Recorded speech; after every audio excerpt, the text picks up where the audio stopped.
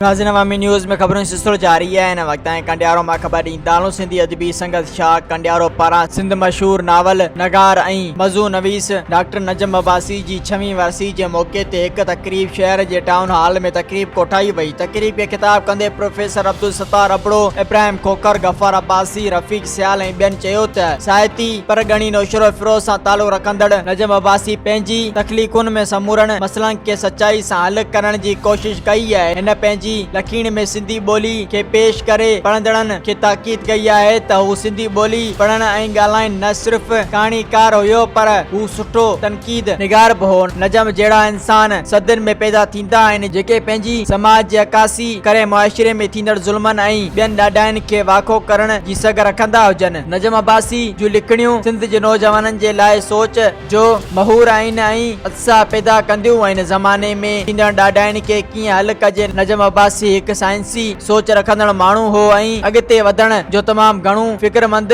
पिणु हुयो। डॉक्टर नजम अब्बासी हर मसइले खे साइंसी बुनियाद ते हल करण जी कोशिश कई। प्रोग्राम में अदीबन, सहाफ़िन ऐं सानियावंदनि जे वॾे अंग में शिरकत कई। मज़ीद खबरों और तफसीलात के लिए विजिट करें हमारी वेबसाइट www.awamiNewsHD.com।